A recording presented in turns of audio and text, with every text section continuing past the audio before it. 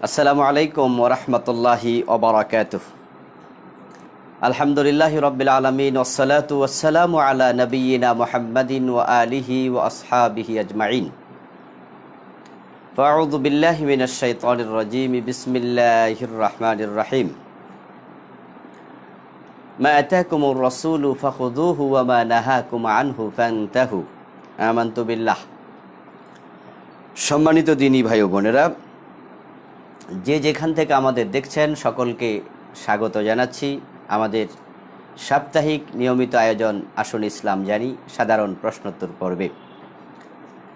মাহফিলের কারণে আমরা শুক্রবারের প্রোগ্রাম আজকেও বৃহস্পতিবারে করা লাগছে। আজকে মাহফিল ছিল কুমিল্লার লালমাই। প্রশাসনের ভাইয়েরা আমাদের সহযোগিতা করেছেন, কষ্ট কমায় দিয়েছেন। ওনারা এসে মাহফিল বন্ধ করে দিয়েছেন যে হুজুর আপনি বাড়িতে থাকেন। তো গতকালকে এটা জানতে পেরেছি রাতেই, ওনারা কালকে নিষেধ করেছেন, তাই আমরা স্বল্প সময়ে নোটিশ করেছি যে প্রোগ্রামটা আজকে করব। শুক্রবারে নারায়ণগঞ্জে একটি মাহফিল আছে, যার কারণে হয়তো শুক্রবারে রাতে পারবো না। যদি প্রশাসনের ভাইয়েরা অনুগ্রহ করে অনুমতি দেন তাহলে কালকে হয়তো মাহফিলে যাওয়া লাগবে। তো আজকে আমরা আপনাদের সাথে সম্পৃক্ত হয়েছি। আল্লাহ তাআলার কৃতজ্ঞতা, যিনি আমাদেরকে তৌফিক দিয়েছেন দ্বীনের সাথে সম্পৃক্ত থাকার। আলহামদুলিল্লাহ, আমরা সময় ক্ষেপণ না করে আমাদের মূল পর্বে প্রবেশ করতে যাই। শুরুতেই আমরা আমাদের একজন বোনের প্রশ্নের উত্তর দিয়ে আজকে আরম্ভ করব। হাসিনা হাসি নামে একজন বোন জানতে চেয়েছেন, বিতির নামাজ বাকি রেখে তাহাজ্জুদ নামাজ পড়া যাবে কি না? বিতিরের নামাজ বাকি রেখে তাহাজ্জুদ পড়া, এটাই রাসূলের প্রকৃত সুন্নাহ। রাসূল সাল্লাল্লাহু আলাইহি ওয়াসাল্লাম স্বাভাবিকত তিনি তাহাজ্জুদ পড়ে তারপরে বিতির পড়তেন, এবং তিনি বলেছেন তোমরা তোমাদের রাতের শেষ নামাজ বিতিরকেই করো। তাই যাদের রাতে ঘুম থেকে জেগে ওঠার দৃঢ়তা থাকবে তারা ঘুমিয়ে যাবেন বিতির না পড়ে, উঠে তাহাজ্জুদ পড়ে তারপরে বিতির পড়বেন। এটা প্রকৃত সুন্নাহ। তবে যাদের ঘুম থেকে জেগে ওঠার সম্ভাবনা কম, বিতির রেখে দিলে বিতির মিস হয়ে যেতে পারে, এই আশঙ্কা থাকলে তারা রাতে বিতির পড়ে ঘুমাবেন। ভোর রাতে তাহাজ্জুদ পড়ার সুযোগ যদি পান তাহাজ্জুদ পড়বেন, কোনো অসুবিধা নেই। এই প্রসঙ্গে হযরত আবু হুরায়রা রাদিয়াল্লাহু তাআলা আনহু থেকে হাদিস এসেছে, তিনি বলেছেন, আমারানি রাসূলুল্লাহ সাল্লাল্লাহু আলাইহি ওয়াসাল্লাম আন বুতিরা ক্বাবলা আন আনামা। তিরমিজির হাদিস 334 নম্বর। আবু হুরায়রা রাদিয়াল্লাহু তাআলা আনহু বলছেন, রাসূল সাল্লাল্লাহু আলাইহি ওয়াসাল্লাম আমাকে আদেশ করেছেন আমি যেন ঘুমানোর আগেই বিতির পড়ে নেই। তাহলে বোঝা গেল ঘুমানোর আগে বিতির পড়া মানে তাহাজ্জুদ সামনে আছে। তিনি বিতির পড়ার পরে তাহাজ্জুদ পড়তেন, এটাও জায়েজ আছে, কোনো অসুবিধা নেই। এই বোন আরও জানতে চেয়েছেন, তাশাহুদ পড়ার সময় রাসূলের নাম আসলে তখন কি দুরূদ পড়া যাবে? আশহাদু আন্না মুহাম্মাদান আবদুহু ওয়া রাসূলুহু সাল্লাল্লাহু আলাইহি সাল্লাম, এভাবে বলা যাবে না? বলা যাবে না। তাশাহুদ পড়ার সময় আপনি সেখানে আশহাদু আন্না মুহাম্মাদান আবদুহু ওয়া রাসূলুহু এভাবে বলবেন। তাশাহুদের মাঝখানে আপনি দুরূদ পড়ার প্রয়োজন নেই। মোকাম্মেল হক ভাই জানতে চেয়েছেন, কেউ ভুলে বড় শিরিক করে যদি মরে যায় সে কি জাহান্নামের শাস্তি পাওয়ার পরে আবার জান্নাত পাবে? আল্লাহ ভালো জানেন, সম্ভাবনা খুবই কম, কারণ বড় শিরিক করে মারা গেলে তার সকল আমল বরবাদ, আর বড় শিরিকের কারণে তার ঈমানটাও হয় বরবাদ। তাই এই লোক জান্নাত পাওয়ার সম্ভাবনা খুবই কম থাকবে। এখন যদি সে ভুলে করে আর আল্লাহ যদি ক্ষমা করে দিতে চান আমাদের কোনো আপত্তি থাকবে না। তবে ভুল করে কেউ বিষ খেলে সেও কিন্তু মরতে হয়। তাই শিরিক করা যাবে না, ভুলেও করা যাবে না। বড় শিরকে লিপ্ত হলে ঈমানও যায়, আমলও যায়, সব শেষ। এজন্য শিরকের ব্যাপারে আমাদের সতর্ক থাকা লাগবে। সোহানুর রহমান ভাই জানতে চেয়েছেন, কারো মৃত্যুর সময় মোবাইল দেখে সূরা ইয়াসিন পাঠ করলে তার মৃত্যু কি আসান হবে? মৃত্যুর সময় সূরা ইয়াসিন পাঠ করলে মৃত্যুটা হালকা হয় এমন একটি হাদিস পাওয়া যায়।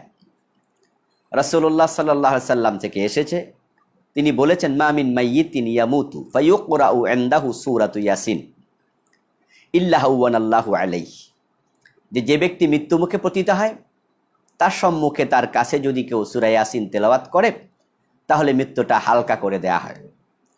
এমন একটি হাদিস রয়েছে, এই হাদিসের আলোকে সূরা ইয়াসিন মৃত ব্যক্তির কাছে তেলাওয়াত করতে বলা হয়। যদিও হাদিসটি নিয়ে মুহাদ্দিসগণ একটু কিলোকাল করেছেন, কেউ বলেছেন জয়ীফ, কেউ কেউ এটাকে মাউজুও বলেছেন, আল্লাহু আলাম। তবে হ্যাঁ, মৃত ব্যক্তির সম্মুখে তিলাওয়াত করা, ভালো কথা বলা, তাকে তালকিন করা, লা ইলাহা ইল্লাল্লাহ, লা ইলাহা ইল্লাল্লাহ, লা ইলাহা ইল্লাল্লাহ, এই তালকিনের কথা সহিহ হাদিস দিয়ে প্রমাণিত। অর্থাৎ তাকে কালেমা পড়তে বলতে বলা হয়নি, যে বলা হয়নি তুমি বলো লা ইলাহা ইল্লাল্লাহ, এটা নয়, বরং তার সম্মুখে তোমরা লা ইলাহা ইল্লাল্লাহ পড়ো, এটাকে তালকিন বলা হয়েছে। অর্থাৎ তার সম্মুখে এটা উচ্চারণ করতে বলা হয়েছে। তাহলে সে শুনে শুনে যদি বলতে পারে তাহলে তার মৃত্যুর আগে সে কালেমা পড়ার সুযোগ পাবে, আশা করা যায়। কিন্তু তেলাওয়াত, এটা সূরা ইয়াসিনের এই হাদিসটা আছে, এই জন্য কেউ কেউ সূরা ইয়াসিন তেলাওয়াত করতে বলেন আর কি, আল্লাহু আলাম। আব্দুর রহমান ভাই তিনি জানতে চেয়েছেন দ্বিতীয় বিয়ে করার জন্য প্রথম স্ত্রীর অনুমতি লাগবে কিনা। না, দ্বিতীয় বিয়ে করতে প্রথম স্ত্রীর অনুমতির কোনো প্রয়োজন ইসলাম আবশ্যক করেনি, কোনো প্রয়োজন নেই। কারণ যদি এটা আবশ্যক করা হতো তাহলে কিন্তু দ্বিতীয় বিয়ে অনেক পুরুষের কপালে জুটতো না। নারীরা স্বামীর ভাগ কাউকে দিতে চায় না, অধিকাংশ যতই অসুস্থ হোক নিজে স্বামীর তাকাজা পূরণ করতে পারে না, তারপরেও কিন্তু স্বামীকে বলবে আরেক বিয়ে করো, এমন নারী 100-র মাঝে একজনও হয় কিনা সন্দেহ। তাই ইসলাম দ্বিতীয় বিয়ে করার জন্য স্বামীকে প্রথম স্ত্রীর অনুমতি নিতে বাধ্য করেনি। তবে রাষ্ট্রীয় আইনে বাধ্যবাধকতা আছে, তাই বিয়ে করতে সাবধান, বউকে রাজি করে করলেই ভালো, আর না হয় কিন্তু রাষ্ট্রীয় আইনে জেল খাটা লাগে। ইসলামে জাতীয় কোনো বাধ্যবাধকতা নেই। তবে একাধিক বিয়ে যারা করবেন তাদের ব্যাপারে আমরা বলবো ইসলাম উৎসাহিত করেনি, অনুমতি দিয়েছে, জায়েজ বলেছে। হ্যাঁ, তবে শর্ত হলো আপনি দুই স্ত্রীর সাথে বা একাধিক স্ত্রী যাদের থাকবে সবার সাথে সমান আচরণ করতে হবে। ফাইন খিফতুম আল্লা তা'দিলু ফাওয়াহিদা, আল্লাহর বক্তব্য হলো তোমরা যদি স্ত্রীদের মাঝে সমতা বিধান করার ব্যাপারে আশঙ্কা করো যে তুমি পারবে না, তাহলে কিন্তু একটাতে খুশি থাকো। একাধিক বিয়ে করবেন, দুই স্ত্রী, 3জন স্ত্রী, 4জন স্ত্রী, যে কয়জন থাকবে একবারে সমান আচরণ করতে হবে। না হয় হাদিসে আসছে যার অধীনে একাধিক স্ত্রী আছে এবং সে তাদের সাথে ফালাম ইয়াদিল বাইনাহুমা, দুইজনের সাথে ভালো আচরণ করে না, একাধিক যাদের 3জন আছে 4জন আছে সমান আচরণ করে না, তাহলে যা ইয়াউমাল কিয়ামা শাক্কুহু সাকিত, সে কিয়ামতের দিন আল্লাহর সামনে হাজির হবে, তার পাজরের এক পাশ থাকবে না, বুকের এক পাশ থাকবে না, সে এক পাশ বিহীন হাজির হবে। এটা খুবই মারাত্মক হুমকি। এজন্য মজা মজা করে করে দ্বিতীয় বিয়ে করতে যাইয়েন না। হ্যাঁ, আর দুনিয়া সব স্বাদ আহ্লাদ পূরণের জায়গা না। তাই আখেরাতের জন্য কিছু বাকি রাখা দরকার। তবে হ্যাঁ, যাদের মনে হয় যে হ্যাঁ আমি পারবো সমান আচরণ করতে, তারা দ্বিতীয় বিয়ে করতে পারেন, ইসলাম আপনাকে অনুমতি দিয়েছে, আর প্রথম স্ত্রীর অনুমতি নেওয়ার বাধ্যকতাও আরোপ করেনি। আরিফুল ইসলাম ভাই জানতে চেয়েছেন ফরজ নামাজের জামাত পাই নাই আমরা অনেকে মিলেই, আমরা কি পরবর্তীতে দ্বিতীয় জামাত করতে পারবো? হ্যাঁ, করতে পারবেন। যদি আপনি মসজিদে গিয়ে অকস্মাৎ এটা হয়ে গেছে, এটা অ্যাভেলেবেল নয়, অলওয়েজ হয় তা নয়, খামখেয়ালিও করেন নাই, মসজিদে গিয়ে দেখেন যে জামাত শেষ, 3-4 জন জামাত পান নাই, 4-5 জন, 7 জন, 10 জন, তাহলে আপনি দ্বিতীয় জামাত করতে পারবেন। এটা হাদিস দিয়ে প্রমাণিত। রাসূল সাল্লাল্লাহু আলাইহি সাল্লাম মসজিদে নামাজ পড়ে ফেলেছেন, ইতিমধ্যে একজন সাহাবী এসেছে, একজন শুধু, সে একা একা নামাজ পড়তে হবে। এটা দেখে রাসূল সাল্লাল্লাহু আলাইহি সাল্লাম তাকে লক্ষ্য করে, সাহাবায়ে কেরামকে লক্ষ্য করে বললেন, মাইয়াতাসাদ্দাক আলা হাদা, কে আছো তার সাথে একটু সাদাকা দেবে। ফায়ুসাল্লিয়া মাহু, তখন একজন ব্যক্তি তার সাথে দাঁড়িয়ে, ফাকামা রাজুলুন ফায়ুসাল্লিয়া মা, একজন ব্যক্তি দাঁড়ালেন, দাঁড়িয়ে তার সাথে সে জামাতে নামাজ পড়লেন। তাহলে বিশ্বনবীর মসজিদে তিনি দ্বিতীয় জামাতের অনুমোদন করলেন। এটা মুসনাদ আহমদের হাদিস নাম্বার 10,659। তাহলে বোঝা গেল দ্বিতীয় জামাত অনুমোদিত। তবে আরেকটি হাদিস পাওয়া যায়, রাসূল সাল্লাল্লাহু আলাইহি ওয়াসাল্লাম একদিন তিনি মসজিদে দ্বিতীয় জামাত করেননি। সেটা পাওয়া যায় তিনি আওয়ালি এলাকা থেকে এসেছেন, একটু উপরের কোনো জায়গা থেকে, অর্থাৎ উচ্চভূমি থেকে নিম্নভূমিতে তিনি এসেছিলেন, হয়তো পাহাড়ি এলাকা থেকে তিনি এসেছেন। আসার পরে মসজিদে গিয়ে দেখেন জামাত শেষ হয়ে গেছে। ফামালা ইলা মানজালিহি ফাজামা আহলাহু ফাসাল্লা বিহিম। তারপরে তিনি মসজিদে গেলেন, গিয়ে তাদেরকে জামাত শেষ হয়ে গেছে দেখলেন, তিনি সেখানে দ্বিতীয় জামাত করেননি, না করে তিনি বাড়িতে চলে গেলেন, বাড়িতে যারা আছে তাদেরকে একত্রিত করলেন, করে সেখানে তিনি জামাতে নামাজটা পড়লেন। মাজমাউজ জাওয়াইদ দ্বিতীয় খণ্ড 48 নম্বর পৃষ্ঠা। এই হাদিসের আলোকে একদল ওলামা বলেন দ্বিতীয় জামাত না করাই ভালো। এখন দ্বিতীয় জামাত করা যাবে কি না মসজিদে, এ নিয়ে ওলামায়ে কেরামের যে ফতোয়া সেটা হচ্ছে, যদি রাস্তার পাশের মসজিদ হয় অথবা রেল স্টেশন বা ট্রাক বাস স্টেশনের মসজিদ হয় এবং সেখানে অ্যাভেলেবেল মানুষ যাতায়াত করে, সেখানে দ্বিতীয় জামাত জায়েজ আছে, এটা সকল আলেমরাই বলেন। আর মহল্লার মসজিদ যদি হয়, গ্রামের মসজিদ, ইমাম নির্ধারণ করা আছে, সেখানে দ্বিতীয় জামাতের ব্যাপারে একদল আলেম বলেন ঠিক হবে না, এটা মাকরু হবে। কারণ যদি দ্বিতীয় জামাতের অনুমোদন করা হয় তাহলে তো মানুষ প্রথম জামাতের প্রতি আগ্রহ হারাবে, এই জন্য এটা বলেন। কিন্তু আমাদের প্রশ্নকারী হলো, তিনি আগ্রহী ছিলেন, প্রথম জামাতই ধরবেন, কিন্তু জামাতটা পাননি, এরকম যদি হয় তাহলে দ্বিতীয় জামাত কোনো অসুবিধা নেই, করা যাবে। ইসলামী জীবন নামক আইডি থেকে জানতে চেয়েছেন, আমি দোকানের মালিক অথবা ম্যানেজার, নামাজের সময় দোকান বন্ধ রাখা সম্ভব নয়, আমি জামাতে চলে যাই, কর্মচারী জামাত পায় না, এতে কি তার উপর আমার জুলুম হবে? হ্যাঁ, আপনি সওয়াব নিচ্ছেন, কর্মচারীকে সওয়াব থেকে বঞ্চিত করছেন, এটা তো এক প্রকারের জুলুমই বটে। এই জন্য আমরা বলবো যে দোকান বন্ধ করে দেন, অসুবিধা কি? এটা তো হওয়া উচিত। আল্লাহর বক্তব্য তো এটাই যে আজান হলে দোকান বন্ধ করে দাও। এটা শুধু জুমার দিনের জন্য নয়, এটা সকল দিনের জন্য, সকল ওয়াক্তের জন্য। রাসূলুল্লাহ বলেছেন যে আমার মন চায় যে আজানের পরে যারা মসজিদে আসেনি তাদের ঘর বাড়িতে আগুন লাগিয়ে দিই। তাহলে বোঝা গেল প্রতি ওয়াক্তের সাথে এটা সম্পৃক্ত। তো এই জন্য আমরা বলবো যে আপনিও দোকান বন্ধ করে দেন, আপনিও যান, কর্মচারীও যাক। আরে ভাই, রিজিকের মালিক তোরা যাক, একটু দৃঢ়তা দেখান না। নামাজের আর কয় মিনিট, 15 মিনিট, 20 মিনিট, আধা ঘন্টা, আল্লাহ তাআলা পোষায় দেবেন ইনশাআল্লাহ। এই জন্য যারা আছেন আমরা বলবো দোকান বন্ধ করে নামাজে যাবেন ইনশাআল্লাহ। এমডি আজিজ ভাই জানতে চেয়েছেন, একজন লোক জাহাজে চাকরি করে, কখনো কখনো জাহাজে 10 দিন 15 দিন লাগাতার থাকতে হয়, সে কি কসর পড়বে? হ্যাঁ, এই মাসালায় দুটি আমরা দিক দেখতে পাই। এক নম্বর হলো তিনি সফরে আছেন, এই হিসাবে মনে হচ্ছে উনি মুসাফির। আরেক দৃষ্টিভঙ্গি আছে, সেটা হচ্ছে তার সেখানে থাকার জায়গা আছে, রুম আছে, বিছনা আছে, ব্যাগেজ আছে, হয়তো তার থাকার জন্য খাট চৌকিও আছে। তাহলে বোঝা গেল তার এটা অতনে একামত, এটা তার থাকার জায়গাও। তো জাহাজ যেহেতু তার থাকার জায়গা হয়ে গেছে, এই হিসাবে সে সেখানে কসর না পড়া ভালো। আবার সফর আছে, জাহাজটা চলতেছে, চলমান, এদিকে তাকালে মনে হয় তিনি মুসাফির। দুটি দিকে এখানে দেখা যায়। তো মুসাফির মনে হলে তিনি মনে হয় কসরই করবেন, কিন্তু আবার থাকার জায়গা আছে, রুম আছে, বসা যায়, ঘুমানো যায়, থাকা যায়, এদিকে তাকালে ওয়াতনে একামত, থাকার জায়গা, এই হিসাবে মনে হয় তিনি পরিপূর্ণ করবেন। এই দুটি দিক বিবেচনা করে আমরা বলতে চাই, যে সমস্ত ট্রাকে থাকার জায়গা আছে, আমি আমেরিকাতে দেখেছি, সেখানে আপনারা যারা আমেরিকা থাকেন তারাও দেখেছেন যে সেখানে ট্রাক আমাদের দেশের মতো ছোট ছোট না, বরং সবগুলো লরি। বলা চলে রাস্তায় বড় বড় হাইওয়েতে আমাদের দেশের মতো আমার একটা ট্রাকও চোখে পড়েনি, সব লরি। ট্রাকের সামনে জায়গা অনেক বিশাল, ট্রাকের যেই ইঞ্জিনটা অনেক বড়, সেখানে তারা ঘুমাতে পারে, থাকতে পারে, গোসল করে রেস্ট নেয়। এরপরে কিছুক্ষণ পরপরই সেখানে ট্রাক বাস রাখার জন্য, যানবাহন রাখার জন্য সরকারের পক্ষ থেকে জায়গা করে দেয়া আছে, সেখানে তারা রাখে, সেখানে গোসল করে, ইস্তেঞ্জা করে ওই ট্রাকের মাঝে ঘুমায়। তো এই জাতীয় যদি ট্রাকে বা বাসে ঘুমানোর জায়গা থাকে, লঞ্চে, হ্যাঁ, তাহলে বুঝতে হবে যে আপনার এটা থাকার জায়গা, এটা আপনি একামত। তো 15 দিন 20 দিন যাই থাকেন না কেন, আপনি 10 দিন যাই থাকেন, যেহেতু আপনি একামত, তাই আমরা বলবো এই দৃষ্টিভঙ্গি থেকে আপনি পুরা নামাজই পড়বেন। তো লঞ্চে যিনি 10-15 দিন থাকেন, তিনি যেহেতু থাকার জায়গা আছে, এই হিসাবে আমরা বলবো পুরা নামাজ পড়ুক। আর সফরের দিকে তাকালে কসর করুক। এই দুটাই ফতুয়া, যে কোনো দৃষ্টিভঙ্গি আপনি আমল করতে পারেন। তবে আমরা এই জাতীয় অবস্থায় পূর্ণাঙ্গ নামাজ পড়ার জন্যই উৎসাহিত করতে চাই। এম কে আলম ভাই জানতে চেয়েছেন, ইউটিউবে ওয়াজ শোনার সময় হঠাৎ করে কিছু নোংরা ছবি এসে পড়ে, এগুলো দেখলে কি গুনাহ হবে? হ্যাঁ, এটা দুঃখজনক। আমার কাছে অনেকেই এ নালিশ করেছেন, বলেছেন যে হুজুর, আমরা আপনাদের ওয়াজ শুনি, আলোচনা শুনি, হঠাৎ করে কিছু খারাপ ছবি, গান বাজনা ইত্যাদি অ্যাডভার্টাইজ, এমন অ্যাডভার্টাইজ আসে যেগুলো খুবই নোংরা, এগুলো কি করতে পারি? আমরা কর্তৃপক্ষকে বলবো, যারা আমার আলোচনা শুনছেন, যে আপনারা নোংরা ছবি, নোংরা অ্যাড, এগুলো আপনারা বন্ধ করে রাখবেন। এরপরও যদি এসে যায় তাহলে আমরা বলবো এগুলো এড়িয়ে চলা দরকার।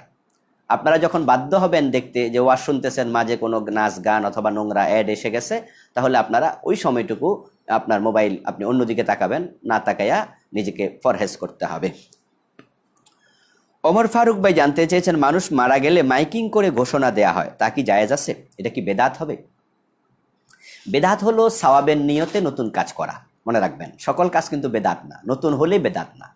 বেদাত হলো দিনের ভিতরে সওয়াবের নিয়তে নতুন কিছু প্রবেশ করানো। তো যারা মাইকিং করে তারা সওয়াবের নিয়ত করে না, তারা মনে করে যে 2-4 জন জানলো, এতে করে জানাজার নামাজে আসলো। এই তো জানাজার নামাজে লোক যত বেশি উপস্থিত হবে মাইয়েতের জন্য তত উপকার। হাদিসে পাওয়া যায় যে 100 জন যদি উপস্থিত হয় তারা সকলে মুমিন হয়, মাইয়েতের জন্য তাদের সুপারিশ কবুল হয়। এরপর এমন 40 জন মানুষ হাজির হবে, লা ইউশরিকুনা বিল্লাহি শাইআ ইল্লা শাফফা লাহুম। এই জাতীয় শব্দে একটু কনফিউজ আমি, যে আল্লাহর হাবিব বলছেন যদি এমন 40 জন হাজির হয় তারা কেউ শিরিক করে না, তাহলে তাদের পক্ষ থেকে যে সুপারিশ করা হয় এটা ওই মৃত ব্যক্তির জন্য সুপারিশটা আল্লাহর কাছে মঞ্জুর হয়। এই জন্য বেশি লোক জানাজার নামাজে হাজির হওয়াটা কল্যাণকর, এই হিসাবে ঘোষণাটা হয়। এখন ঘোষণাটা জায়েজ কিনা? হ্যাঁ, জায়েজ। রাসূল সাল্লাল্লাহু আলাইহি ওয়াসাল্লাম নিজে নাজাশির মৃত্যুর পরে ওনার মৃত্যুর সংবাদ ঘোষণা করেছেন। হাদিসে এসেছে, আবু হুরায়রা রাদিয়াল্লাহু তাআলা আনহু বলছেন, না আন-নবী সাল্লাল্লাহু আলাইহি ওয়াসাল্লাম ইলা আসহাবিহি আন-নাজাশিয়া, যে নাজাশির মৃত্যুর পরে রাসূল সাল্লাল্লাহু আলাইহি ওয়াসাল্লাম নিজে তার মৃত্যুর সংবাদ সাহাবাদের কাছে প্রচার করেছেন। সহিহ বুখারী হাদিস নাম্বার 1318। তাহলে হাদিস দিয়ে বোঝা যায় একজনের মৃত্যুর সংবাদ প্রচার করা জায়েজ আছে। তো রাসূল তখন মুখে করেছেন, তখন তো আর এরকম মাইক ছিল না। তাই যদি কেউ বেশি মানুষকে জানানোর জন্য ঘোষণা করতে চায় তাহলে এটা বেদাত হবে না, নাজায়েজ হবে না। আব্দুল্লাহ নামে একজন ভাই জানতে চেয়েছেন, আমরা জানি সেজদায় কোরআন তেলাওয়াত করা নিষিদ্ধ, কিন্তু কোরআনের দোয়াগুলো কি সেজদায় পড়া যাবে? হ্যাঁ, সেজদাতে কোরআন, রুকুতে কোরআন তেলাওয়াত করতে রাসূল নিষেধ করেছেন। তবে কোরআনে যে দোয়াগুলো আছে, যেমন সেজদায় গিয়ে আপনি নফল নামাজে রব্বানা যালামনা আনফুসানা ওয়া ইল্লাম তাগফির লানা ওয়া তারহামনা লানাকুনান্না মিনাল খাসিরিন, এটা পড়লেন দোয়া হিসাবে, এটা তেলাওয়াত হিসাবে নয়, তাহলে আশা করা যায় অসুবিধা হবে না, কারণ কেরাত পড়তে নিষেধ করা হয়েছে। আপনি তো কেরাত পড়েন না, আপনি দোয়া পড়ছেন, আশা করা যায় পড়তে পারবেন এই জাতীয় দোয়াগুলো। কলিমুল্লাহ ভাই জানতে চেয়েছেন, পবিত্র কাবা শরীফকে স্ট্যাচু বলা যাবে? হজরে আসওয়াদকে স্ট্যাচু বলা যাবে? মোটেও না, মোটেও না। আমরা দেখেছি গত 1-2 দিন আগে একজন আলেম এটা কথা বলেছেন, দেখতে আলেমের মতো, তিনি কাবা শরীফকে অলরেডি মূর্তি বলেছেন, স্ট্যাচু বলেছেন। স্ট্যাচু আর মূর্তি একই জিনিস। যেটা আমেরিকাতে আছে স্ট্যাচু অফ লিবার্টি, যে সেখানে বিশাল এক মূর্তি আপনারা দেখেছেন, আমি নিজেও সেখানে গিয়েছি, সাগরের মাঝখানে সেটা বিশাল এক মূর্তি। তাহলে স্ট্যাচু মানে মূর্তি, তো কাবা শরীফ মূর্তি, হজরে আসওয়াদ মূর্তি। ওনার কি মাথা খারাপ হয়েছে কিনা আমি জানি না, মানে এই জাতীয় লোক আসলে বড় দুঃখজনক। এটা স্পন্দন, এ কাবা, সে কাবাকে পর্যন্ত মূর্তি বলল। আস্তাগফিরুল্লাহ আল আযীম, এর চেয়ে বড় জালেম আর কি হতে পারে? মুখে কোনো লাগাম নেই, এই লোকটার মুখে কোনো লাগাম নেই, একবারে মূর্খ, জাহেল, জাহেল মোরাক্কাব না হলে এ কথা সে বলতে পারে না। আল্লাহ তাকে হিদায়াত করুক। এটা ধর্মের অবমাননা, সরাসরি আমাদের হৃদয়ে আঘাত করার মতো শব্দ সে বলেছে। আস্তাগফিরুল্লাহ আল আযীম। আমি দেখেছি উপস্থাপক তাকে বারবার বলছিলেন যে আপনি কাবাকে বললেন কাবা ঘর, এটা স্ট্যাচু, এটা মূর্তি, এভাবে তাকে 2-3 বার তিনি কথাটি দৌড়িয়েছেন। অর্থাৎ উপস্থাপক তিনিও জেনারেল শিক্ষিত, কিন্তু তার কাছেও এই কথাটি ভালো লাগেনি, বা তিনি অবাক হয়েছেন শুনে যে কাবাকে মূর্তি বললেন আপনি, এটা হলো কি? দুঃখজনক কথা। তাকে তাওবা করতে হবে, যে এই কথা বলেছে ওই জাহেলকে তাওবা করা উচিত। আল্লাহ তাকে হেদায়েত দান করুক, দোয়া করি। হজরে আসওয়াদ মূর্তি, আস্তাগফিরুল্লাহ, এটা পাথর, জান্নাতি পাথর। ইব্রাহিম আলাইহিস সালাম কাবা বানিয়েছেন। আচ্ছা, ঘর কখনো স্ট্যাচু হয়, মূর্তি হয়? মানে মাথা কি ঠিক নাই নাকি লোকটার? দালালি করতে করতে হুঁশ হারিয়ে ফেলেছে। আস্তাগফিরুল্লাহ আল আযীম। আল্লাহর কাছে আমরা ক্ষমা চাই, আশ্রয় চাই এই জাতীয় নাদান থেকে, জাহেল থেকে। শাহাদাত হোসাইন ভাই জানতে চেয়েছেন, কোরবানির চামড়া কোরবানি দাতা বিক্রি করলে কোরবানি বাতিল হবে, এমন কথা বলেছেন কয়দিন আগে একজন আলেম, এ কথা কি সঠিক? হ্যাঁ, একটি হাদিস আছে যে রাসূলুল্লাহ বলেছেন, মান বা জালদা উদহিয়াতিহি ফালা উদহিয়াতা লাহু, আল মুস্তাদরাক লিল হাকিম। মুস্তাদরাকে এসেছে 2য় খণ্ডের 422 নম্বর পৃষ্ঠায়। বিশ্বনবী সাল্লাল্লাহু আলাইহি ওয়াসাল্লাম বলেছেন, যে ব্যক্তি তার কোরবানির পশুর চামড়া বিক্রি করলো তার কোরবানি হলো না। তো এই জন্য কেউ বলেছেন এটা যে কোরবানি হবে না। আসলে এই হাদিসের মর্মটা কি? এই হাদিসের মর্ম হলো, যদি সে বিক্রি করে নিজে ভোগ করে, সে বিক্রি করেছে নিজে ভোগ করার জন্য, তাহলে তার কোরবানি হবে না। কিন্তু সে বিক্রি করে চামড়ার টাকা যদি সাদাকা করেন তাহলে কোরবানি হবে না, তাহলে কোরবানি হবে। এ প্রসঙ্গে ইবনে ওমর রাদিয়াল্লাহু তাআলা নিজস্ব আমল পাওয়া যায়। ইন্না ইবনে ওমরা বা জালদা বাকারাতিন ওয়া তাসাদ্দাকা বিসামানিহা। আব্দুল্লাহ ইবনে ওমর রাদিয়াল্লাহু তাআলা উনার কোরবানির গাবীর চামড়া উনি বিক্রি করেছেন এবং তার মূল্যটা তিনি সাদাকা করেছেন। আল ইনসাফ ফি মারিফাতির রাজিহ মিনাল খিলাফ, এই কিতাবে উনার এই আমলটা এসেছে। আহমদ ইবনে হাম্বল রাহিমাহুল্লাহ প্রখ্যাত মুহাদ্দিস এবং হাম্বলি মাযহাবের যিনি বানে প্রতিষ্ঠাতা, অর্থাৎ যার নাম দিয়ে এই মাযহাব প্রতিষ্ঠিত হয়েছে, আহমদ ইবনে হাম্বল রাহিমাহুল্লাহকে প্রশ্ন করা হয়েছিল আন জুলুদিল আদাহি মা ইউসনাউ বিহা, যে আমাদের কোরবানির পশুর চামড়া কি করা হবে। উত্তরে তিনি বলেছিলেন ইউনতাফাউ বিহা আও ইউতাসাদ্দাকু বিসামানিহা। তিনি বললেন যে সেটা নিজে ব্যবহার করে ইস্তেফাদা নিতে পারে অথবা তার মূল্যটা সে সাদাকা করে দিতে পারে। তাহলে বোঝা গেল মূল্য সাদাকা করলে বাতিল হবে না, বাতিল হলে ইমাম আহমদ ইবনে হাম্বল বলতেন কোরবানি বাতিল হবে, তোমরা বিক্রি করো না। অথবা আব্দুল্লাহ ইবনে ওমরও বলতেন যে এটা বিক্রি করা যাবে না। আশা করি বুঝতে পেরেছেন। যে সমস্ত ভাইয়েরা এখনও শেয়ার করেননি, বিনীত আরজ করতে চাই আপনারা মেহরবানি করে শেয়ার করে দিন, এতে করে উপকৃত হবে আমাদের অন্য মুসলিম ভাই বোনেরা। তানভীর ভাই জানতে চেয়েছেন বায়াত হওয়া কি প্রত্যেক মুসলমানের জন্য বাধ্যতামূলক? বায়াতবিহীন মৃত্যু জাহেলিয়াতের মৃত্যু, কথাটি কি সঠিক? হ্যাঁ ভাই, যদি ইসলামী রাষ্ট্র থাকে আর রাষ্ট্রপ্রধান বায়াতের আহ্বান করে তাহলে বায়াত নেওয়া আবশ্যক। রাসূলুল্লাহ সাল্লাল্লাহু আলাইহি ওয়াসাল্লাম বলেছেন মান মাতা ওয়ালাইসা ফি উনুকিহি বাইআহ মাতা মিতাতান জাহিলিয়াহ। সহিহ মুসলিম হাদিস নাম্বার 1851। আল্লাহ রাসূল বলেন যে ব্যক্তি বায়াতবিহীন অবস্থায় মৃত্যুবরণ করল তার মৃত্যু যেন জাহিলিয়াতের মৃত্যু হলো। এই হাদিস দিয়ে রাষ্ট্রের বায়াত বোঝানো হয়েছে, রাষ্ট্রপ্রধানের আনুগত্য বোঝানো হয়েছে। রাষ্ট্রপ্রধান যদি আনুগত্যের আহ্বান না করেন তাহলে বায়াত নেওয়া আবশ্যক নয়।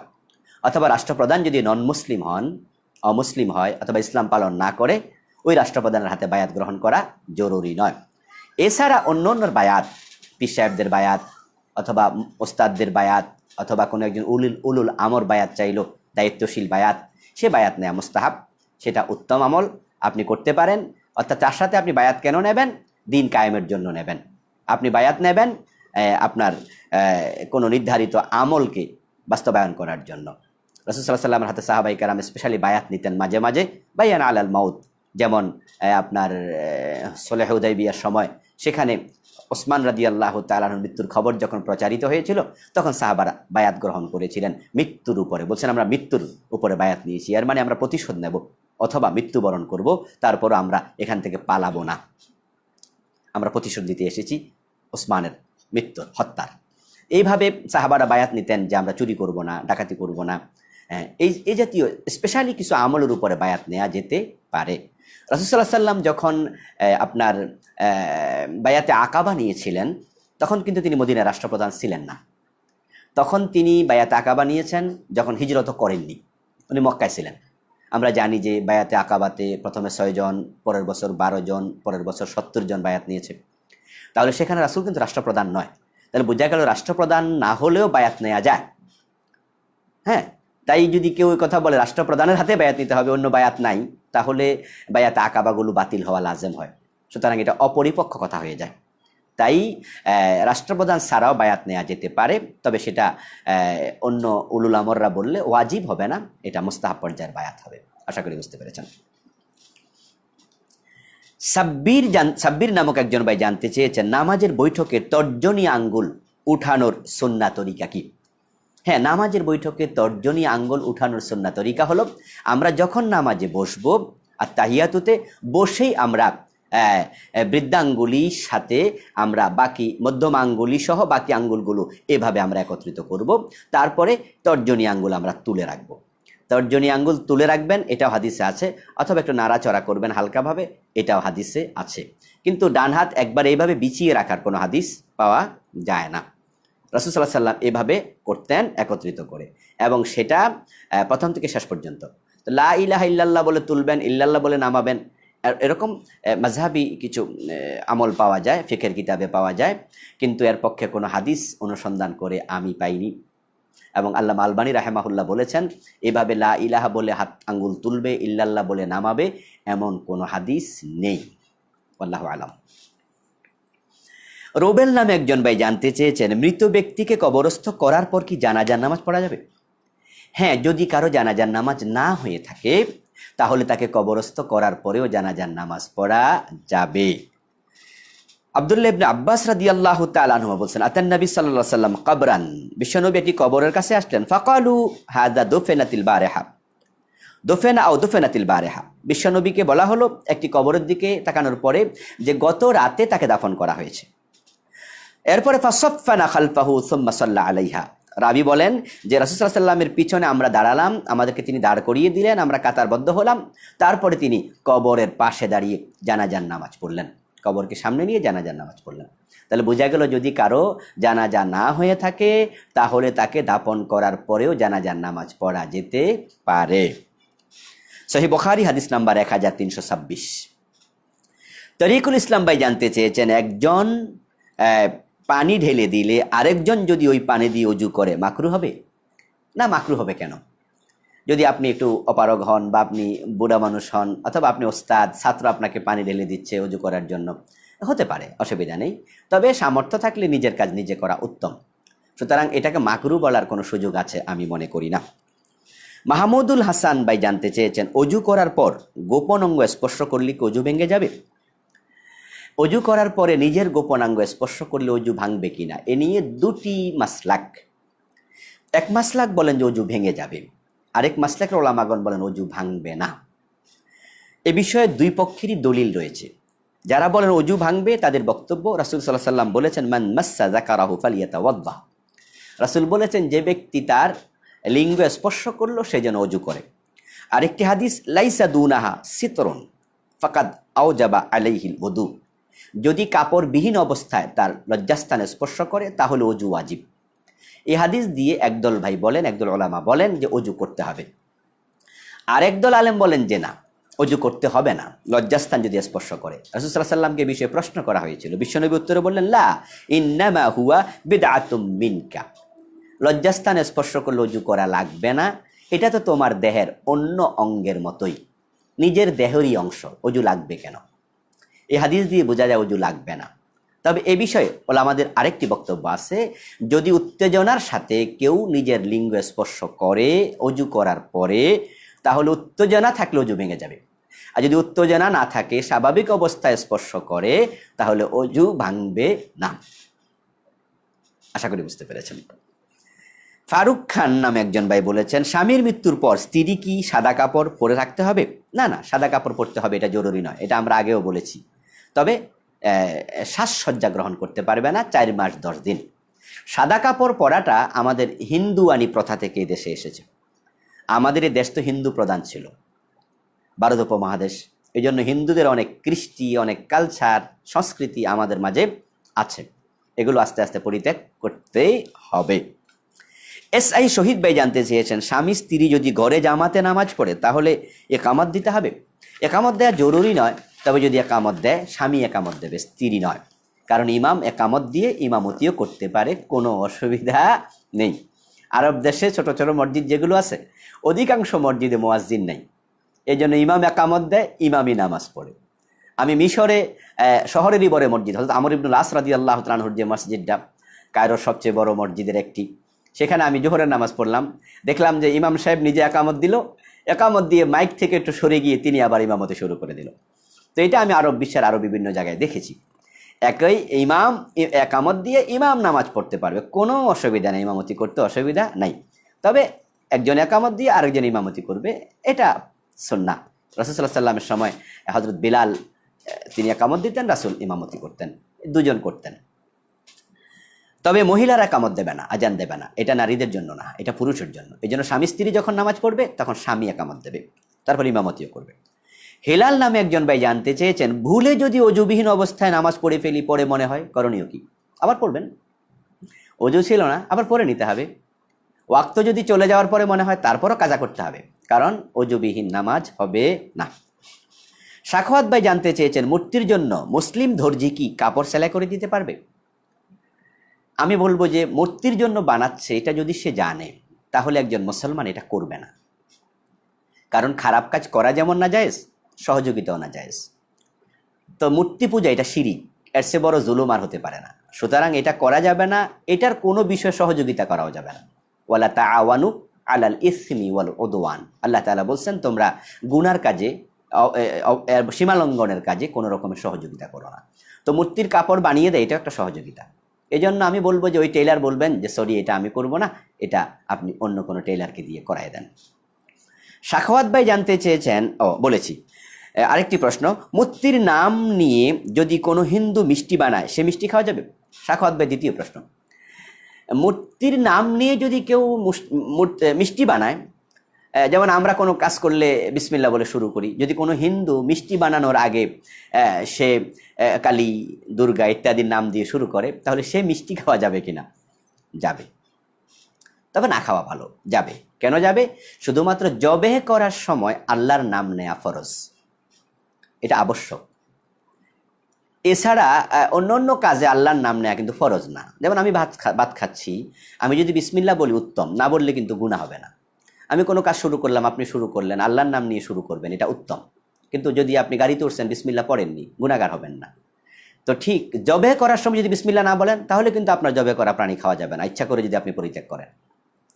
তো এখন মিষ্টি বানানো এটা তো জবেহ করা নয়, হিন্দুর জবেহ করা প্রাণী খাওয়া যাবে না। মুসলমান আল্লাহর নাম না নিলে খাওয়া যাবে না। তো হিন্দু যদি সে হরে রাম বলেও শুরু করে, তাহলে মিষ্টি বানাইলে এটা খাওয়া হারাম হবে না, তবে না খাওয়াই উত্তম হবে।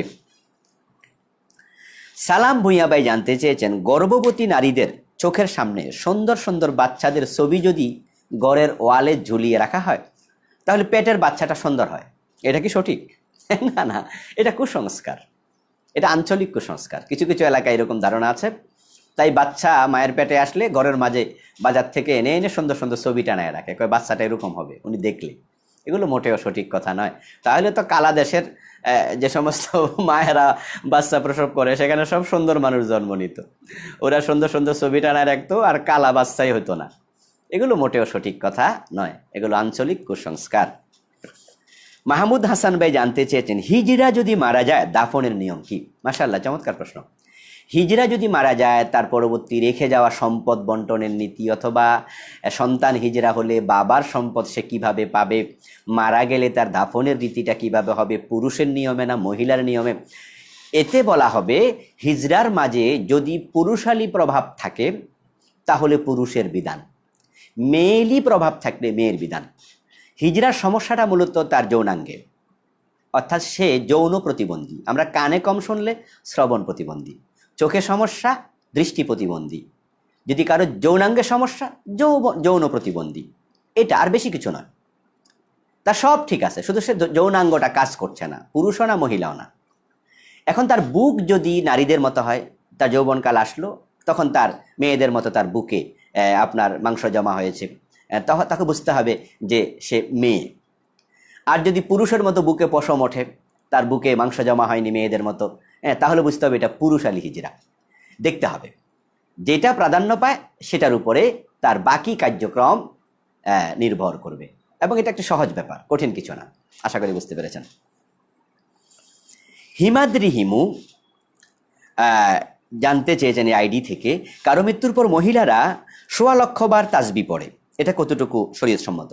প্রয়োজন নেই, প্রয়োজন নেই। কেউ মারা গেছে, লা ইলাহা ইল্লাল্লাহ ১৬ লক্ষ বার পড়তে হবে। তো লা ইলাহা ইল্লাল্লাহ পড়লে সওয়াব কার হবে? মৃত ব্যক্তির না, লা ইলাহা ইল্লাল্লাহ পড়ছেন যিনি, সওয়াব পাবেন তিনি। তো সুতরাং মরা ব্যক্তির কী লাভ হলো? এই জন্য আমল নিজেটা নিজে করে যেতে হবে। মানুষ মারা গেলে সব আমল বন্ধ, 3টা ছাড়া, তার মাঝে একটা সদকায়ে জারিয়া। তাহলে ১৬ লক্ষ বার তাসবিহ পড়ে, কিন্তু সদকায়ে জারিয়া না। নেক সন্তানের দোয়া, তারা ১৬ লক্ষ বার পড়ছে যারা, নেক সন্তানের দোয়ার সাথে কোনো সম্পর্ক নাই। এমন এলেম যে এলেম মানুষের উপকার দেয়, তো এটা তো সেটাও না। তাহলে সওয়াবটা পাবে কেমনে? সওয়াবটা পাবে কেমনে? রাসূলুল্লাহ বলছে সব আমল বন্ধ হয়ে যাবে। তো এই জন্য ১৬ লক্ষ বার যে আমরা লা ইলাহা ইল্লাল্লাহ পড়ি, এগুলো নিজেদের লাভ আছে, নিজেরা পড়ুক, কিন্তু মৃত ব্যক্তির কোনো উপকার হচ্ছে এটা মনে করা যাবে না। এই জন্য পাবলিকের তাসবিহ দিয়ে নিজে উপকৃত হবেন না, নিজের তাসবিহ দিয়ে নিজে উপকৃত হন। এই জন্য নিজে বেশি বেশি তাসবিহ পড়বেন, সুযোগ পেলেই জিকির করবেন। আল্লাহ তৌফিক দেখ। মাসুদ ভাই জানতে চেয়েছেন, মানুষ বা অন্য কোনো প্রাণীর ছবিযুক্ত মোড়ক তৈরি হয় এমন প্রেসে চাকরি করা যাবে? ঠিক হবে না। ওয়ালা তাআওয়ানু আলাল ইসমি ওয়াল উদওয়ান। ছবিযুক্ত পোস্টার বানানো, মোড়ক বানানো ইত্যাদি বিভিন্ন কোম্পানি এগুলো প্যাকেট বানায় যেখানে মানুষের ছবি থাকে, প্রাণীর ছবি থাকে, এমন প্রেসে চাকরি না করাই ভালো। অথবা প্রেসের মালিককে বলবো ছবি আপনারা বানাবেন না, দেখবেন যে এটা কমে যাবে। কারণ মানুষ অথবা প্রাণীর ছবি বানানো এটা শরীয়ত এলাও করে না, পারতপক্ষে এটা করবেন না। আর যদি এম ছাড়া কোনো চাকরি না পান, বাধ্য হন, সেটা ভিন্ন জিনিস, ক্ষমা চাইবেন আল্লাহর কাছে। অথবা ওই চাকরি করছেন, আরেকটা পাওয়া পর্যন্ত করতে থাকেন, আল্লাহর কাছে ক্ষমা চাইতে থাকেন যে আল্লাহ আমিও পারক। কারণ চাকরি ছেড়ে দিয়া পরে না খাইয়া থাকবেন, আবার চুরি করা শুরু করবে অথবা অনাচার অন্যায় করা শুরু করবে। কায়দাল ফাকরু আন ইয়াকুনা কুফরা, দারিদ্রতা মানুষকে কুফর দিকে নিয়ে যায়। এই জন্য আপনাকে বলবো আপনি চাকরিটাও করতে থাকেন, ক্ষমাও চাইতে থাকেন, অন্য চাকরি তালাশও করতে থাকেন। ইয়াসিন আরাফাত ভাই জানতে চেয়েছেন, মাগরিবের তৃতীয় রাকাত পাইলে বাকি 2 রাকাত কিভাবে পড়বো? এই প্রশ্ন অনেকেই মাঝে মাঝে করেন, আজকে উত্তর দিচ্ছি। আপনি মাগরিবের তৃতীয় রাকাত পেয়েছেন, তাহলে আপনি ইমাম সাহেবের সাথে নিশ্চয় বসতে হয়েছে। আত্তাহিয়াত শেষ করার পর উঠে যাবেন, উঠে আপনি সূরা ফাতিহা পড়বেন, সাথে একটা সূরা মিলাবেন, মিলাই আপনি আবার রুকু সেজদা দিয়ে আবার বসবেন, কারণ আপনার 2 রাকাত হলো। বসে আবার তাশাহুদ পড়বেন, তাশাহুদ পরে আবার দাঁড়ায় যাবেন, আবার সূরা ফাতিহা পড়বেন, একটা সূরা মিলাবেন, তারপর আবার তাশাহুদ পড়বেন, তারপরে দুরূদ পড়ে দোয়া মাসের উপর সালাম ফিরাবেন। আপনার 3 বার বৈঠক হবে। জাযাকুমুল্লাহ। মাহমুদ জানতে চেয়েছেন, মাহমুদ নামে একজন ভাই, সাজদার সময় কোনুই কতটুকু শূন্য রাখতে হবে? এতটুকু, যতটুকু রাখলে একবারে লেপ্টে দেয়া হবে না। রাসূলুল্লাহ সাল্লাল্লাহু আলাইহি ওয়াসাল্লাম বলেছেন, তোমরা সাজদার সময় কুকুরের মতো বিছিয়ে দিও না। কুকুর যেমন পা বিছিয়ে বসে, তোমরা তোমাদের হাতকে এরকম মাটির সাথে বিছিয়ে দিও না। তো আপনি একটু উপরে রাখবেন, একটু উপরে রাখবেন, আবার আরেকজনের মাথার যেন না লেগে যায়, এটা সতর্ক থাকবেন, আরেকজনের বিরক্তির কারণ না হয়ে যায়। আপনি একটু উপর করবেন, যতটুকু উপর করা আপনার পক্ষে সম্ভব। এটা নারী পুরুষ সকলের জন্য প্রযোজ্য। মহিলারা লেপ্টায় রাখবে, এটা কিন্তু আলাদা কোনো হাদিস নেই, বরং রাসূল বলেছেন সকলের জন্য, কুকুরের মতো বিছিয়ে দিও না, নারী পুরুষ সমান এক্ষেত্রে। মুফতি ইসমাইল হোসেন নামে একজন ভাই জানতে চেয়েছেন, গজল গাওয়ার সময় যদি কেউ লা ইলাহা ইল্লাল্লাহ এই শব্দ বলতে গিয়ে লাতে টান না দেয়, অর্থের পরিবর্তন হলে গুনাহ হবে? নিশ্চয়ই। লা ইলাহা ইল্লাল্লাহ, লা টানতেই হবে, এটা ঈমান। অর্থ হলো আল্লাহ ছাড়া ইলাহ নেই। যদি আপনি লাটে টান না দেন, তাহলে হয়ে যাবে আল্লাহ ছাড়া ইলাহ আছে, নাউযুবিল্লাহি মিন যালিক। তাহলে এটা হবে না, আস্তাগফিরুল্লাহ, এটা করা যাবে না, লাতে টানতেই হবে। এটা মধ্যে মুনফাসিল, লা ইলাহা ইল্লাল্লাহ। তাহলে আপনি 3 আলিফ টানার কথা কমপক্ষে, সেখানে 1 আলিফও টানবেন না, এটা কি হয়? টানতেই হবে। কামরুল হাসান ভাই জানতে চেয়েছেন, আমার স্ত্রী ব্যাংকে চাকরি করে, হিজাব পরে, কিন্তু মুখ খোলা রাখে, ক্লায়েন্টদের সাথে কথা বলতে হয়, এতে করণীয় কি? মুখ ঢেকে রাখবে। মুখ খোলা থাকলে আর পর্দা কই হইল? একজন নারীর সৌন্দর্যের সবচেয়ে ভালো জায়গা কোনটা? চেহারা। চেহারা দেখেই কিন্তু মানুষ প্রেমে পড়ে। আমরা যখন বিয়ে করাতে যাই নিজের আত্মীয় স্বজনকে, আমরা কি দেখি? চেহারা দেখি। আমরা যখন মেয়ে দেখতে যাই, আমরা কি দেখি? চেহারা দেখি। চেহারা দেখলে আমরা বলি পছন্দ হয়েছে, চেহারা দেখে বলি পছন্দ হয় নাই। সবকিছু চেহারা থেকে শুরু হয়। তো চেহারাই খোলা, তাহলে পর্দাটা হইল কেমনে? এই জন্য আমরা বলবো চেহারা ঢেকে রাখতে হবে, এটাই পর্দা। মা আয়েশা রাদিয়াল্লাহু তাআলা আনহা বলছেন যে আমরা হজের সময়ও যখন তাওয়াফ করতাম, আমরা আমাদের নেকাব সরায় রাখতাম, পুরুষ দেখলে আমরা নেকাব দিয়ে দিতাম। এবং যখন সাফওয়ান ইবনে মুআত্তাল রাদিয়াল্লাহু তাআলা আনহুর সাথে আপনার গজওয়ে বনি মুস্তালিক থেকে ফেরার পথে যে ঘটনা, ইফকের যে মহা ঘটনা আপনারা জেনে থাকবেন, মা আয়েশার চরিত্রে কলঙ্ক দিয়েছিল মুনাফিকরা, দিতে চেয়েছিল, আল্লাহ হেফাজত করেছেন। সেখানেও মা আয়েশা বলছেন, ফাখাম্মারতু ওয়াজহি বিজিলবাবি, যে সাফওয়ান যখন এসেছে ইন্না লিল্লাহ পড়েছে, আওয়াজ শুনে আমি আমার কাপড়ের আঁচল দিয়ে আমার চেহারা আমি ঢেকে দিয়েছি। এতে বোঝা যায় নারীরা চেহারা ঢেকে রাখবে। তা আপনার ওয়াইফকেও আমি সাজেস্ট করতে চাই, বোন আপনি চেহারাটা ঢেকে রাখবেন। তিনি আরও জানতে চেয়েছেন, অফিস শেষে বাসায় ফিরতে ফিরতে আসর কাজা হয়ে যায়, ওনার ওয়াইফ বাসায় আসতে আসতে আসর কাজা হয়ে যায়। না, এটা হবে না। আপনি অজু করে গাড়িতে উঠবেন, অজু করে গাড়িতে উঠবেন, অথবা আসরটা আপনি আপনার চাকরির জায়গায় পরে তারপরে রওনা দেবেন যদি সময় হয়। অথবা যদি সময় না হয় তাহলে গাড়িতে আপনি আসর পরে নেবেন, কিন্তু কাজা করা যাবে না, কোনো ওজর নেই। নামাজে ব্যাপারে কাজকে বলো আমার নামাজ আছে, নামাজকে বলো না কাজ আছে, এটা লাগবেই। সাব্বির নামে একজন ভাই জানতে চেয়েছেন, একা একা নামাজ পড়লে আজান ও একামত দিতে হবে? জরুরি নয়, দিতে যদি চান নিশ্চয় দিতে পারবেন, কোনো আপত্তি নেই। নোমান ভাই জানতে চেয়েছেন, ম্যারাডোনার মৃত্যুর পর কোনো কোনো মুসলিম ভাই বোনকে দেখেছি ফেসবুকে লিখেছেন ও পারে ভালো থেকো। এ ব্যাপারে ইসলাম কি বলে? কোন পারে ভালো থাকতো? এই যে আবেগে লিখলেন আপনারা ম্যারাডোনার ওই পারে ভালো থাকো, ওই পারে ভালো থাকার কোনো কাম করছে? ইমানটাই তো নাই, মদ খাইতে খাইতে মারা গেছে। আরে ম্যারাডোনা ক্রিকেট ফুটবল খেলা একজন ভালো খেলোয়াড়, তার প্রতি আপনার খেলার কারণে সাপোর্ট থাকবে, কিন্তু আপনি ইমানের বিষয়টা দেখবেন না। বেশি মদ খাইয়া মরে গেছে, এবং কালকে খবরও আমি দেখলাম যে মদের ব্যাপারে নাকি সে আপোষহীন ছিল, অসুস্থ হইয়াও মদ খাইত। এই লোক ওই পারে ভালো থাকবে? ভালো থাকা এত সোজা? কি লিখছেন এগুলো আপনারা ফেসবুকে, মুসলমানের সন্তানেরা? ইমান যার নাই ওই পারে তার ভালো থাকার কোনো সুযোগ নেই। তা আপনি তার জন্য দোয়া করছেন, হ্যাঁ, আবেগ উজাড় করে ওই পারে ভালো থেকো। এই জন্য এই জাতীয় আবেগী কথাবার্তা লিখা যাবে না। ইমান যার নাই, মৃত্যুর পরবর্তী জীবন তার ভালো নয়। সুতরাং তার ব্যাপারে আপনারও বিশ্বাস থাকতে হবে, বেঈমান ওপারে ভালো থাকে না। তাই যারা এখনো বেঈমান আছে, ইমানহীন আছে, তাদেরকে আমরা অনুরোধ করতে চাই, আপনারা ইমান আনুন, ইমান এনে মৃত্যুবরণ করুন, তাহলে ওই পারে ভালো থাকা যাবে। শিশির নামে একজন ভাই জানতে চেয়েছেন যে আমার প্রস্রাব ঝরতে থাকে, নামাজ পড়বো কিভাবে? প্রস্রাব ঝরতে থাকবে, নামাজও পড়তে থাকবেন। যাদের প্রস্রাব ঝরতে থাকে, কিছু মহিলা আছে ব্লিডিং হতে থাকে, সারা মাস ব্লিডিং হয়, সব মাসের মাঝে 20 দিন 25 দিন ব্লিডিং হয়। কিছু পুরুষ আছে প্রস্রাব ঝরতে থাকে। এই অবস্থায় মাসালা হলো তাদের জন্য, তারা প্রত্যেক ওয়াক্তের জন্য নতুন উজু করবে। ওয়াক্ত চলে যাবে, অজুটা ভেঙে যাবে। তার প্রস্রাব ঝরতে থাকবে, রক্ত ঝরতে থাকবে, ওয়াক্তের ভিতরে অজু ভাঙবে না। এটাকে বলা ইস্তেহাজা নারীদের ক্ষেত্রে। তাহলে নারীদের ক্ষেত্রে ইস্তেহাজা, তো একই মাসআলা হবে পুরুষদের জন্য যাদের প্রস্রাব ঝরে। তা আপনি সেখানে একটা ব্যাগ বেঁধে নেবেন অথবা কাপড় বেঁধে নেবেন, এমন কিছু বেঁধে নেবেন যেন আপনার পা ঝরে ঝরে মাটিতে পড়ে না যায়, বিছনা নষ্ট না করে, সেটা যেন আপনার কাপড়ের মাঝে ঠেকে থাকে প্রস্রাবটা, রক্তটা। ওই অবস্থা আপনি নামাজ পড়ে নেন, ওয়াক্ত চলে গেলে আবার অজু করে নেন। ওয়াক্ত চলে গেলে অজুটা ভেঙে যাবে। এক ওয়াক্তের ভিতরে আপনি যত ইবাদত করতে চান ওই অজু দিয়ে করতে পারবেন, কোনো অসুবিধা নেই। বাইজিদ নামে একজন ভাই জানতে চেয়েছেন যে সানা এবং ইন্নি ওয়াজ্জাহাতু একসাথে পড়া যাবে কি? হ্যাঁ, একসাথে পড়া যাবে, কোনো অসুবিধা নেই। ইন্নি ওয়াজ্জাহাতু এবং সুবহানাকাল্লাহুম্মা বিহামদিক, এটা আপনি তাকবীরে তাহরিমা বাদার পরে একসাথে পড়তে পারবেন। রাসূল সাল্লাল্লাহু আলাইহি সাল্লাম আরও কিছু দোয়া পড়তেন, তিনি দীর্ঘক্ষণ চুপ থাকতেন, লম্বা দোয়া পড়েছেন, হাদিসে আছে। ইনশাআল্লাহ আমি আবার বলছি, গতবারের মতো আমার নামাজের বইটি আশা করা যায় আগামী 1 সপ্তাহের ভিতরে বা 10 দিনের ভিতরে এসে যাবে। সেখানে আমি বিস্তারিত এনেছি হাদিসের আলোকে, ইনশাআল্লাহ পেয়ে উপকৃত হবেন ইনশাআল্লাহ। আমানুল্লাহ ভাই জানতে চেয়েছেন মূর্তি ও ভাস্কর্যের মাঝে পার্থক্য কি? মূর্তি ও ভাস্কর্যের মাঝে পার্থক্য লাউ আর কদুর মতো। কেউ বলে লাউ, কেউ বলে কদু, জিনিস কিন্তু একটা। তো যদি কেউ মূর্তি বানায়, মূর্তি পূজা করে, মূর্তিকে সম্মান দেখায়, সে জাহান্নামে যাবে। আর কেউ ভাস্কর্যকে সম্মান করে, সে দোজখে যাবে। মানে মূর্তিকে সম্মান দিলে জাহান্নামে যাবে, ভাস্কর্যকে সম্মান দিলে দোজখে যাবে। এই হলো পার্থক্য।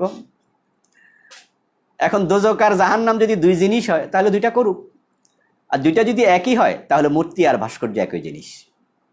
সুতরাং মানুষের কোনো রকমের ভাস্কর্য নাম দিয়ে মূর্তি বানানো, এটা ইসলাম অনুমোদন করে না।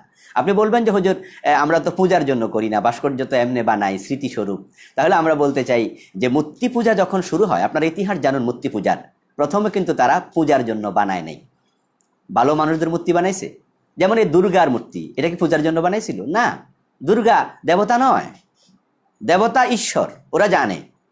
দুর্গাকে দেবতার পছন্দনীয় ব্যক্তি, লক্ষ্মীকে দেবতার কাছের, এগুলো কিছু মাখলুক, ওরা মাখলুকের স্মৃতিস্বরূপ বানাইছিল। কিন্তু আজকে কি আর স্মৃতি আছে? আজকে এগুলো কি হয়ে গেছে? দেবতা হয়ে গেছে। এখন এগুলোর পূজা করতেছে, এখন এগুলোর পূজা করতেছে। তো ঠিক আজকে যে ভাস্কর্য বানানো হচ্ছে এগুলো একই। আজকে আপনি পূজা করছেন না, কিছুদিন পরে পূজা শুরু হয়ে যাবে। এখনই নেতার মূর্তি বানাইয়া গলার মাঝে ফুল দেয়, সামনে চুপ করে দাঁড়ায় থাকে, সামনে যায় মাথা নত করতেছে, আস্তাগফিরুল্লাহ। আর আপনারা বলতেছেন কিনা এগুলো ভাস্কর্য জায়েজ আছে। কিছু মৌলবী বলতেছে, নাদান জাহেল মোরাক্কাব, এগুলো ইসলামের ইতিহাস জানে না, না জেনে এরা সমাজ বিভ্রান্তি ছড়াচ্ছে। আরে ভাই, অপরাধকে অপরাধ জেনে যদি কেউ করে এটা একটা, আরেকটা হলো সে অপরাধী মনে করে না, এটা তো জঘন্য। যে চোর চুরি করে, সুদখোর সুদ খায়, সে জানে এটা খারাপ, তাই সে মনে মনে বলে আল্লাহ আমারে মাফ করে দাও, আমি আসলে অভাবের তাড়নায় চুরি করছি, আমি সুদ খাইছি লোভের তাড়নায় পড়ে, তাহলেও তো মাপ পাইতেও পারে।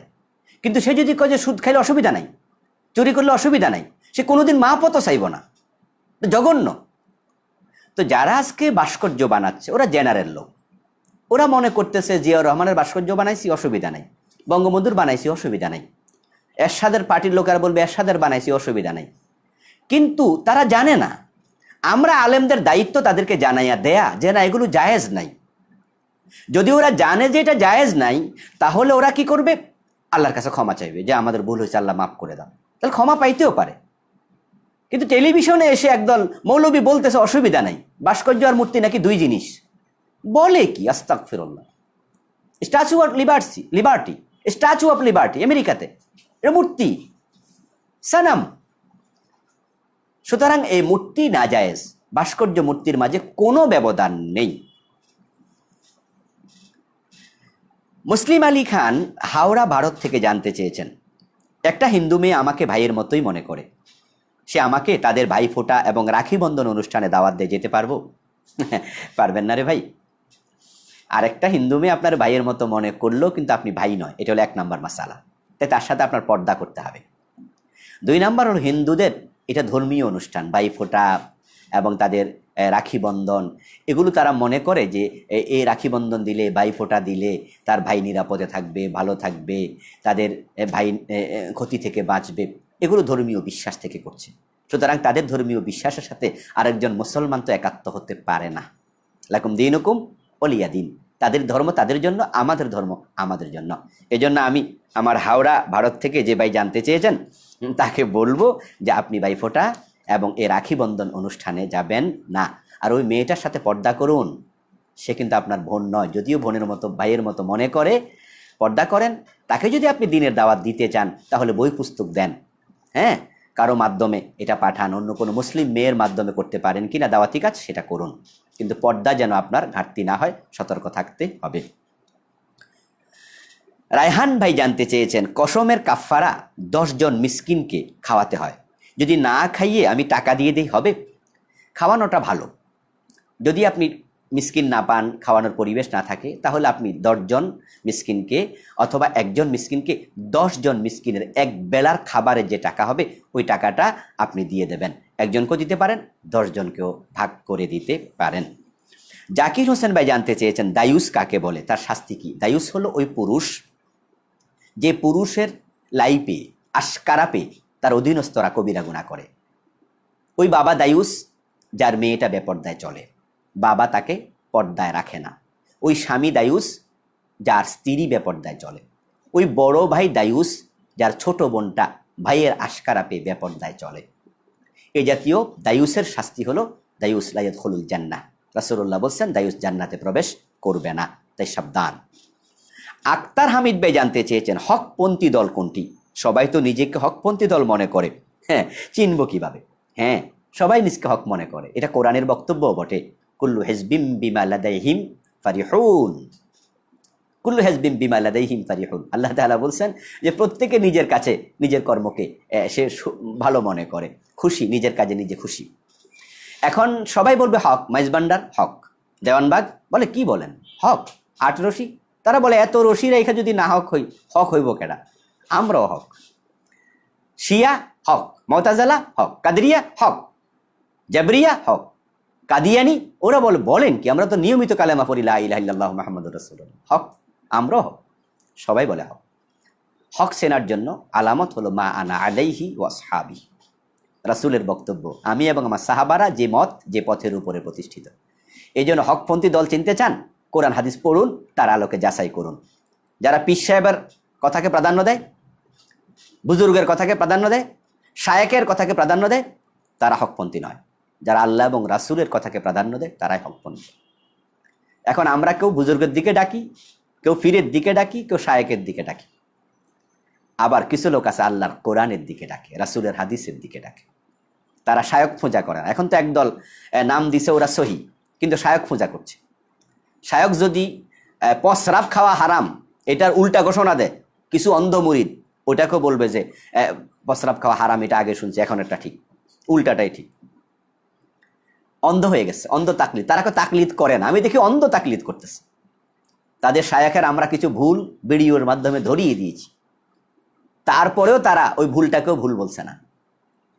ওরা বলে ওরা নাকি তাকলিদ করে না। আমি দেখতেছি ওদের মতো ঘোড়া তাকলিদওয়ালা মকাল্লিদার নাই বর্তমানে। এরপরে আর আকাবির আর বুজুর্গ পন্থিত লোকের অভাবই নেই। আকাবির দেখায়, আল্লাহ এবং রাসূলের কথা যত না বলে, আকাবিরের কথা সবচেয়ে বেশি বলে। না, মাওলানা মওদুদী রহমতুল্লাহ আলাই, উনার বই আমরা পড়ি, উনার প্রচারণা আমরা চালাই না। আমাদের মাহফিলগুলোতে আমরা কোনোদিন বলিনি যে উনি এমন উনি এমন, তাকে নিয়ে গল্প গুজব আমরা মুখে শোনেন না। আমরা আকাবের পূজা করি না, শায়ক পূজা করি না। মাওলানা মওদুদীর কোনো কথা ভুল যখন প্রমাণিত হয়, উনি তো মানুষ, আমরা সেটা নেই না। হ্যাঁ, ভুল হতেই পারে মানুষ হিসাবে, কিন্তু এরপর আমাদের দোষ দেয়। তো হকপন্থী কারা? কোরআন হাদিস যারা দেখায়, যারা মেনে চলে। এরপরে যদি আপনারা না চিনেন, তাহলে আর চোখে আঙ্গুল দিয়ে দেখানোর পরে না চিনলে আর করবোটা কি বলেন? আর হকপন্থী হওয়ার কারণেই তো জুলুম অত্যাচার। মাওলানা মামুনুল হক সাহেব, ওনার উপর আজকে জুলুম অত্যাচার কেন? কিন্তু হক কথা বলা শুরু করছেন। যখনই হক কথা বলা শুরু করলেন, তখন ওনার উপরও কত রকমের দোষ, ওনার পরিবারের উপরে মিথ্যা অভিযোগ। হ্যাঁ, ওনার বাবারে এখন রাজাকার বলতেছে, ওনার শ্বশুরকে দোষ দিচ্ছে, বউকে দোষ দিচ্ছে, অ্যারেস্ট করার পরিকল্পনা করছে, পায়তারা করতেছে, কারণ হক কথা বলতেছে। আর উনি যদি কালকে চুপ হয়ে যায়, দেখবেন যে পরশুদিন থেকে ওনার আবার হালুয়া রুটি খাওয়াবে। তো ঠিক আমরা যারা হকের উপরে আছি, আলহামদুলিল্লাহ, আমাদের উপর জুলুম চলছে 1-2 বছর ধরে, যোগের উপর যোগ, কিন্তু আমরা হকের উপরে টিকে আছি। আমরা চুপ থাকি না, আমরা হক কথা বলে যাই। জেলে যাই, আবার বের হয়ে আবার হক কথা বলি, জেলের ভিতরেও বলি। ফাঁসি দে, আমরা ওই ফাঁসি দেয়া যে নেতা আমরা দেখি, তার পরিবারকে আমরা গিয়ে বলি অটল অবিচল থেকো থেকো। যিনি ফাঁসির রশিতে ঝোলেন, তিনিও বলে যান যে আমি হকের উপরে আছি, তাই আমি শহীদ হচ্ছি, তোমরা এই পথেই থেকো। আলহামদুলিল্লাহ। এই জন্য আমাদেরকে কোনো প্রলোভনে কাজ করা যায় না, আমাদেরকে ভয় দেখায়ও লাভ হয় না। আমরা হাসতে হাসতে সব বরণ করে নিই। এরপরও কারা হক তা যদি না চিনেন, তাহলে আপনাদেরকে নিয়ে আমরা কি করতে পারি? দোয়া করি আল্লাহর কাছে, আল্লাহ আমাদের সকলকে হক সিনানোর তৌফিক দান করুক, হক সিনার তৌফিক দান করুক। সারোয়ার ভাই বলেছেন আমিন কি কোরআনের আয়াত? না ভাই, আমিন কোরআনের আয়াত নয়, এটা হাদিসের শব্দ। ওয়ালা দাল্লিন বলার পরে আমিন বলতে হবে। এই আমিন শব্দটি কোরআনে এটা আয়াত হিসাবে আসে নাই। বদিউজ্জামান ভাই জানতে চেয়েছেন মায়ের পক্ষ নিয়ে বাবার সাথে রাগ করা যাবে?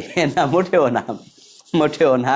মা বাবা দুইজন আপনার কাছে সমান, সাবধান, কারো পক্ষ নেওয়া যাবে না। মা বাবা যখন কোনো বিষয়ে মনোমালিন্য করে, আপনার দায়িত্ব হলো মাঝখানে থেকে যদি পারেন দুই পক্ষ ম্যানেজ করা, কিন্তু কারো পক্ষ নেওয়া যাবে না। হাদিসে আছে মায়ের পায়ের নিচে জান্নাত, আর এক হাদিসে আছে বাবা জান্নাতের মধ্যম দরজা। এজন্য আপনি কারো পক্ষ নেবেন না। বাবার বদদোয়া কাজে লাগে, মায়ের বদদোয়া কাজে লাগে, তাই কারো বদদোয়া নেওয়া যাবে না। তবে হ্যাঁ, সত্যের পক্ষ নিতে হবে। বাবা যদি অন্যায় করে, আপনি আদবের সাথে বাবাকে বুঝাতে হবে, বাবা এই কাজটা মনে হয় ঠিক না। তবে যদি বলতে গেলে মনে করেন যে বাবা রেগে যাবে, বদদোয়া দেবে, তাহলে আপনি অন্য কাউকে দিয়ে বলাবেন। সব জায়গায় মাতাব্বরি চলে না, তার মাঝে একটা হলো মা বাবা, আর একটা হলো ওস্তাদ। ওস্তাদের সাথে মা বাবার সাথে মাতাব্বরি করা যাবে না। তাই আপনি সেখানে আমি বেশি বুঝি এই ভাব না দেখাইয়া সরে পড়েন, কেটে পড়েন, অন্যকে কাজে লাগান। আর যদি মনে করেন যে কেউ কথা বলার মতো নাই, বলতে হবে মা মাজলুম চরমভাবে, তাহলে আপনি আদবের সাথে বলতে হবে বাবাকে, খুব আদবের সাথে, যেন কোনো রকমে তার মনে কষ্ট না যায়। আশরাফ খান ভাই জানতে চেয়েছেন প্রবাসে হিন্দুদের সাথে এক মেসে খাবার দাবার গ্রহণ করা যাবে? হ্যাঁ, যাবে। হিন্দুদের সাথে একসাথে খাওয়া যাবে, বসা যাবে, উঠা বসা করা যাবে, কোনো অসুবিধা নেই। তবে পাক শাকটা সে না করুক, আপনারা করেন, কারণ সে তো পবিত্রতা জানে না, উজু করতে জানে না, গোসল করতে জানে না, প্রস্রাব ইস্তেঞ্জা করে ঢিলা কুলুটো ভালো করে করতে জানে না। এই জন্য তাকে দিয়ে পাক শাকটা না করাইয়া পাক শাকটা নিজেরা করবেন, তবে একসাথে খাইতে পারবেন, হালাল খাবার গ্রহণ করতে কোনো অসুবিধা নেই। জাযাকুমুল্লাহ আহসানাল জাযা। অনেকেই সালাম দিয়েছেন, ওয়ালাইকুম আসসালাম রহমতুল্লাহি ওয়া বারাকাতু। অনেক প্রশ্ন করেছেন, সকল প্রশ্নের জবাব তো দিতে পারবো না, স্ক্রিন থেকে কোনো প্রশ্ন নেইনি আজকে। আমরা বলেছি যে প্রশ্নগুলো আপনারা নোটিশ দেওয়ার পরে কমেন্টে করে ফেলবেন। কমেন্টে করে ফেললে আমি এগুলো লিখি, লিখে তারপরে একসাথে উত্তর দেয়, এতে করে সুবিধা হয়। স্ক্রিন থেকে প্রশ্ন নিলে কথা বলতে গেলে ধাক্কা খাওয়া লাগে, সময় নষ্ট হয়। এই জন্য রাগ করবেন না, যারা প্রশ্নের উত্তর পাননি বেজার হবেন না, ইনশাল্লাহ পেয়ে যাবেন। প্রশ্ন করতে থাকেন, এক সময় উত্তর পেয়ে যাবেন। অনেক ভাইরা বলছেন যে হুজুর প্রশ্ন করেই যাচ্ছি উত্তর পাচ্ছি না, এবং অভিমান করে বলছে আজকেরটাও মনে হয় পাবো না।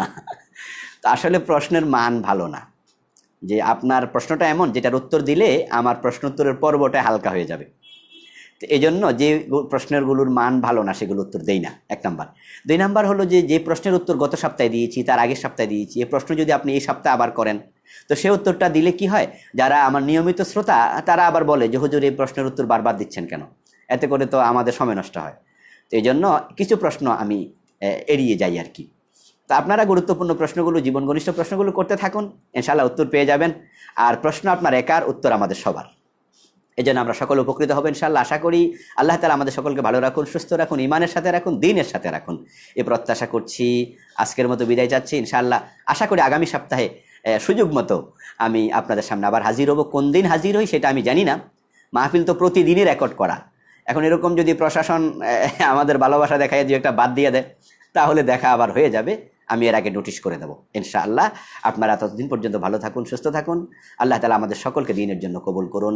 সুবহানাকাল্লাহুম্মা বিহামদিক আশহাদু আল্লা ইলাহা ইল্লা আনতা আস্তাগফিরুকা ওয়া আতুবু ইলাইক।